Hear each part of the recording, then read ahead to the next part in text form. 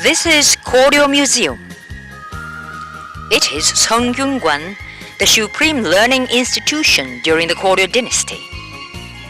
It was built in 992, but was burnt in fire during the Patriotic War in 1592. It was rehabilitated in 1602 to its original state. Seongyungwan was an institution which taught feudal Confucianism to children of noblemen to bring them up as state officials.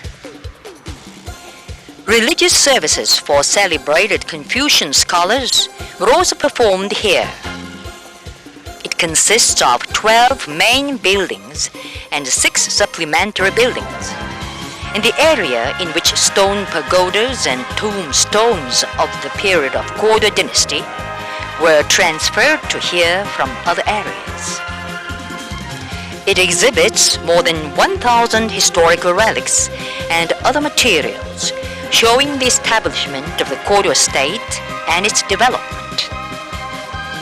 In the front yard, there grow over 1,000-year-old ginkgo and zelkoba trees.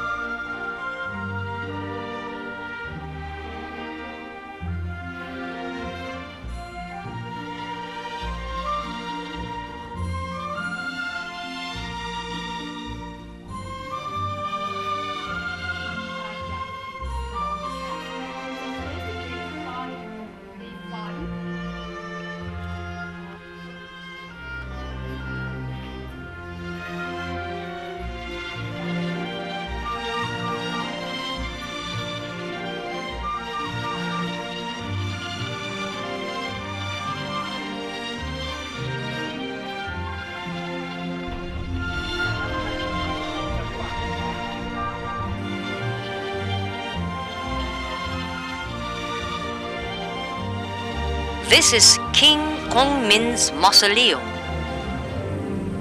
It is the tomb of the 31st king of the Goryeo dynasty and his wife. When the queen died in 1365, King Gongmin designed 2 tombs and supervised their construction for 7 years. In the right tomb, he buried the queen and kept the left one empty till he himself was buried after death in 1374. In each tomb there is a passage and burial chamber. On the walls and ceilings there are drawn the sun, 7 stars of the Big Dipper and Orion's belt. 4 guardian gods of the earth are drawn on each wall of the tomb, 12 in all. King Gongmin's mausoleum is preserved in its original state as a precious historic remain of our people.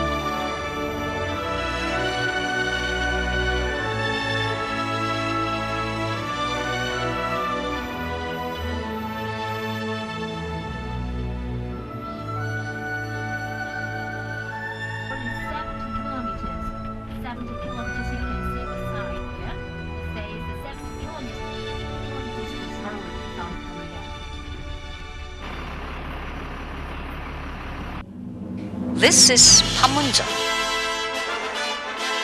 Panmunjom lies on the military demarcation line of the Korean peninsula.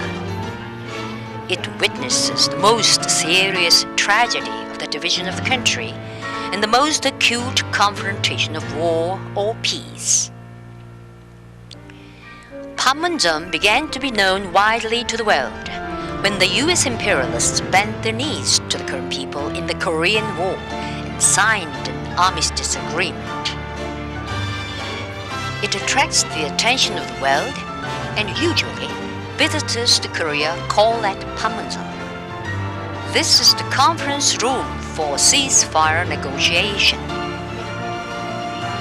In this room, ceasefire talk took place between the Korean People's Army and the U.S. imperialists during the Korean War. The conference room is 1 kilometer south from the northern border of the demilitarized zone.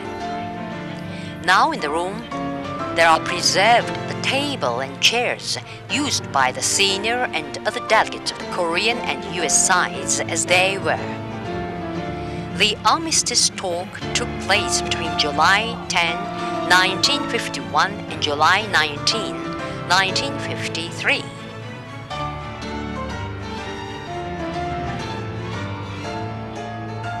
This is the building for signing the armistice agreement. When the armistice talk reached an agreement on ceasefire and its machinery, the U.S. side proposed holding a ceremony of signing the armistice agreement quietly in a temporary tent out of door. It was because the U.S. imperialists were afraid that future generations might see the place where they signed a surrender document after suffering shameful defeat in the Korean War.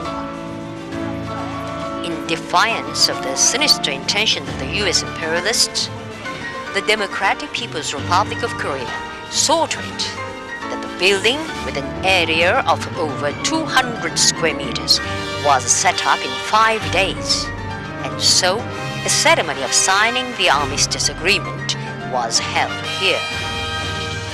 As a result, this building remains as a witness of history.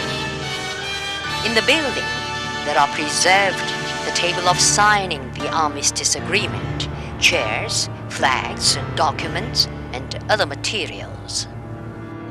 This is monumental stone inscribed with an autograph of respected President Kim Il-sung.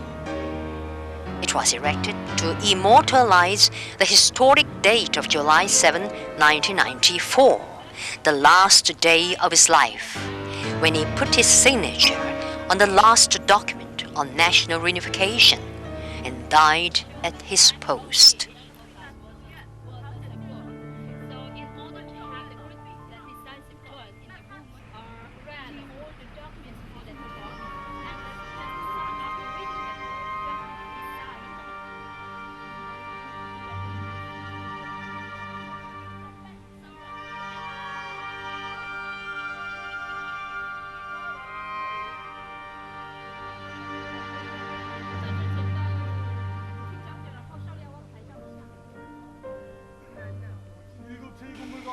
This is Conference Room District. In front of Panmun Pavilion, a building of the DPRK, there stand 7 buildings, which were used as conference rooms of the Military Armistice Commission and the Neutral Nations Supervisory Commission in the past. In the center of the building, there stands a table crosswise, and on the table there are lying microphones along its middle line. Just it is the military demarcation line, a symbol of Korea's division. Between the buildings, a 40 centimeter wide and 7 centimeter high concrete marker is laid in a line with microphones in the building, thereby forming the demarcation line. The military demarcation line is 246 kilometers long in total.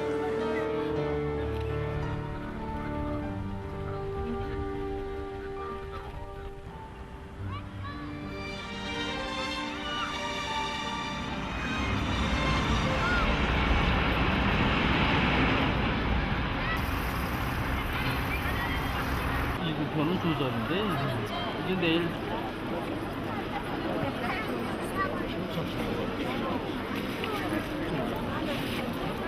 의 승리는 위대한 장군님의 선군 혁명 영도 따라 사회주의 수호전의 승리로 빛나게 이어져 왔으며 경리하는 원수님의 영도 따라 나아가는 우리 인민의 최후 승리로 굳건히 이어질 것입니다.